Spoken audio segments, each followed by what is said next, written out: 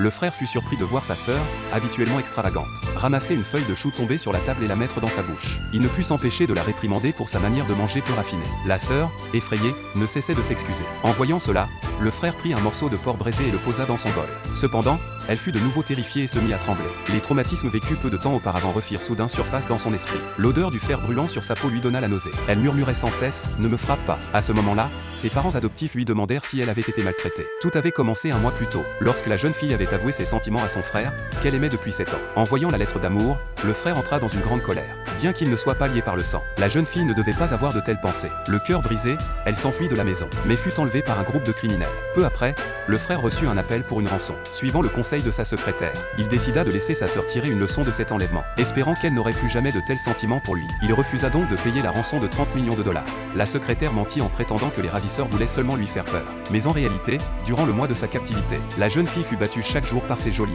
Brisée, elle n'osa plus jamais avoir de pensées interdites envers son frère. Un mois plus tard, elle réussit à s'échapper lorsque les ravisseurs ne faisaient pas attention. Quand son frère vint la chercher, il découvrit que la sœur autrefois gâtée était devenue très obéissante.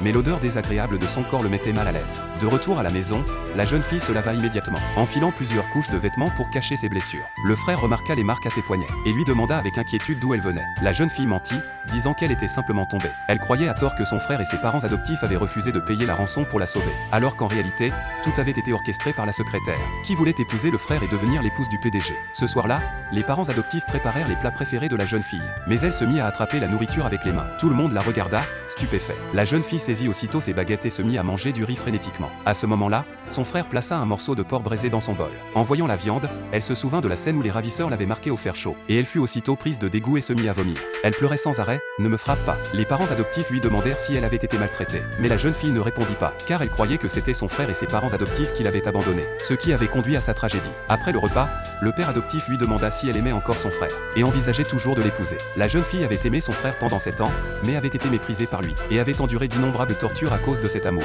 Elle dit à son père adoptif qu'elle n'aimait plus son frère. Le père adoptif trouva cela dommage, et lui remit les 30 millions de dollars d'héritage laissés par ses parents biologiques avant leur décès. Elle allait regagner sa chambre pour dormir, mais son frère lui demanda de dormir dans la chambre voisine de la sienne cette nuit-là, et de laisser la sienne à la secrétaire. La jeune fille se rappela alors l'avertissement des ravisseurs de ne plus jamais s'attacher à son frère. Elle se mit aussitôt à genoux et s'excusa auprès de lui. Le frère remarqua qu'elle semblait souffrir d'un délire de persécution. Il aperçut par hasard un tatouage portant son nom sur le corps de sa sœur. Il comprit qu'elle l'aimait encore, ce qui le mit en rage. La secrétaire, craignant que ce tatouage ne ternisse la réputation du PDG, suggéra de le faire enlever. Le frère donna un couteau à la jeune fille et lui ordonna de s'en charger elle-même. La jeune fille, en souffrant, retira le tatouage. Puis la secrétaire arriva avec des photos, menaçant la jeune fille de ne plus jamais déranger son frère. Sinon elle publierait les images où elle était battue par les ravisseurs. La jeune fille, se souvenant de sa souffrance, voulut fuir cette maison sans amour. Finalement, elle s'effondra sous la pluie battante, inconsciente. Le lendemain, alors que le frère la réprimandait pour avoir fui la maison afin d'attirer l'attention, une infirmière entra soudain avec un rapport de test de grossesse, annonçant que la jeune fille était enceinte.